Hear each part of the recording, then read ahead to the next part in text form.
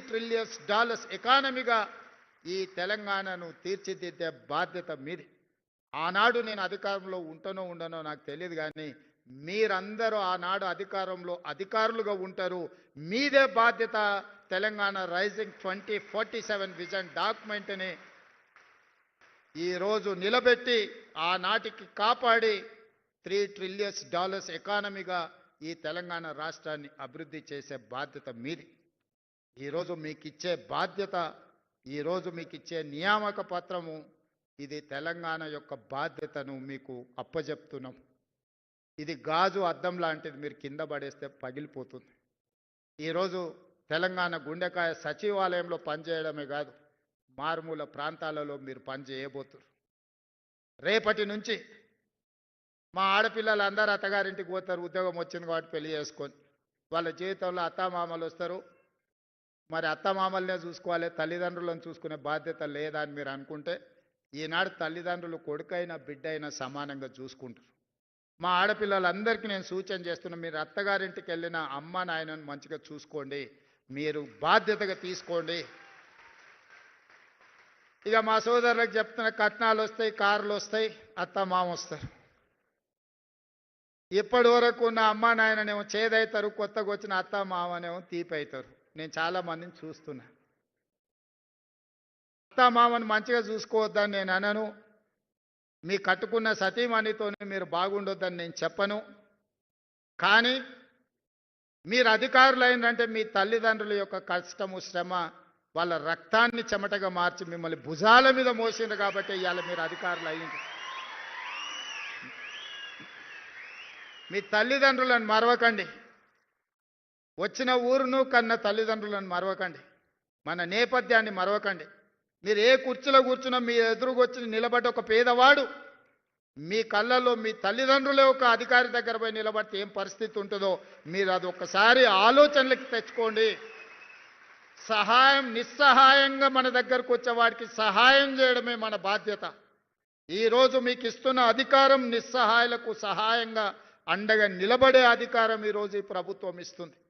నేనైనా మీరైనా మనమైనా నిస్సహాయులకు సహాయం అందించడమే మన బాధ్యత. కన్న తల్లిదండ్రులను, పుట్టి పెరిగిన సొంత ఊరిని అభివృద్ధి చేసుకోవడం మన బాధ్యత. మీరు అంకితమవుతారని నాకు సంపూర్ణమైన విశ్వాసం ఉన్నది. మీ అందరి పట్ల నాకు నమ్మకం ఉన్నది. మీరందరూ పెద్ద ఎత్తున చప్పట్లు కొట్టి నాకు మాట ఇవ్వాల్సిందిగా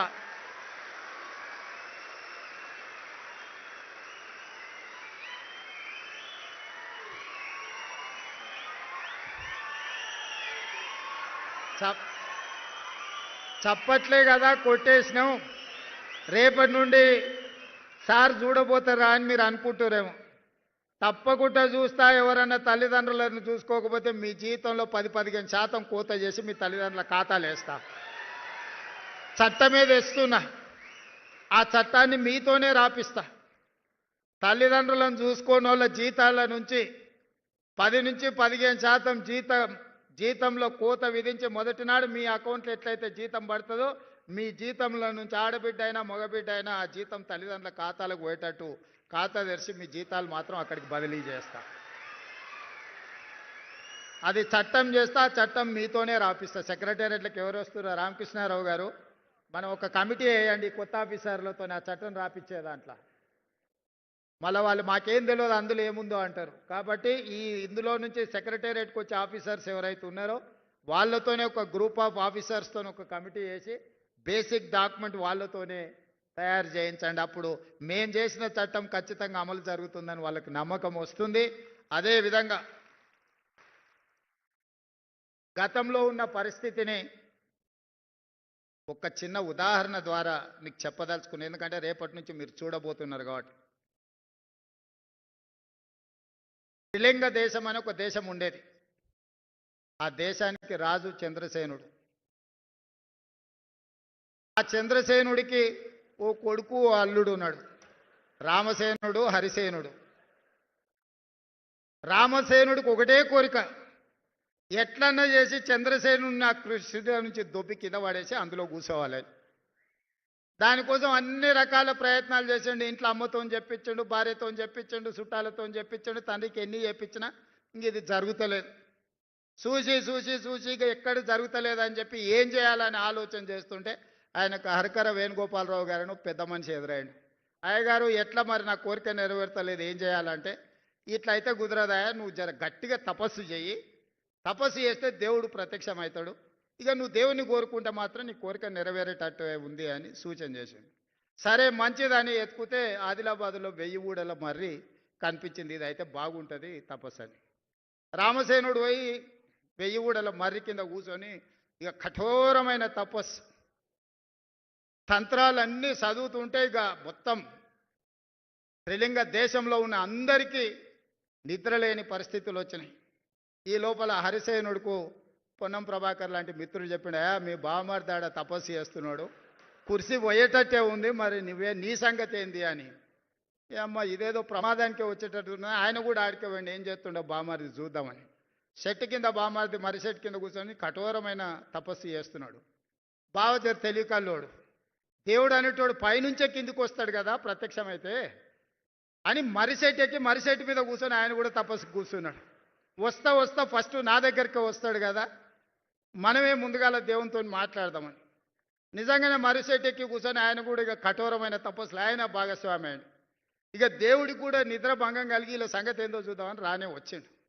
వచ్చేటప్పుడే మధ్యలో హరిసేనుడు కల్పించడు, ఏం భక్త చాలా తపస్సు చేస్తున్నావు, ఏంది నీ కోరిక అని. హరిసేనుడికి అనుమానం వచ్చింది, నేను ఏం కోరినా కింద వాడు బామర్ది ఇంకేం కోరుకుంటాడో తెలియదు, ఈయన సంగతి చెప్తుండని. ఏం లేదు దేవుడా, నాకు కన్ను ఓడు అని అడిగాడు. ఆయన అడిగాడు, నువ్వు ఇంత తపస్సు చేసింది నీ కన్ను పొడిపించుకోవడానికి అని. నేను చెప్తా కదా దాని వెనకాల ఉన్న మతలబు నువ్వైతే పొడువు అన్నాడు. ఓకే నీ కోరిక నెరవేర్చాను, ఒక కన్ను ఓడిచాడు. ఓడిచి ఇంకా కిందికి వచ్చాడు రామసేనుడి దగ్గరికి, బావమారి దగ్గరికి. బావమారిదికి బావ మీద అనుమానం, వీడు తెలివికల్లోడు కొంచెం తెలుగు ఆలోచన చేస్తాడని. సరే మంచిదని ఆలోచన చేసి రామసేనుని కూడా అడిగాడు, దేవుడు ఏంది నీ కోరిక అని. ఇక ఎక్కువ ఆలోచన చేస్తే మనకు అసలే తెలివి తక్కువ, ఎక్కువ ఆలోచన చేస్తే అనవసరమైన నష్టం. మా బావ ఏం అడిగిందో దానికి నాకు 2 అని అడిగాడు.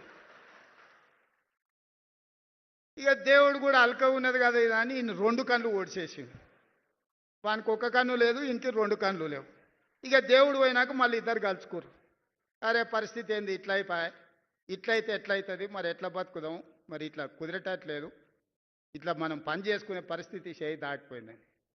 అప్పుడు ఇద్దరు కలిసి ఒక ఆలోచనకు మాలో పెద్ద మనిషిని కలిసిరాయా, మా పరిస్థితి వానికి 1 లేదు, నాకు 2 లేవు, మా ఇద్దరు పరిస్థితి ఏందని.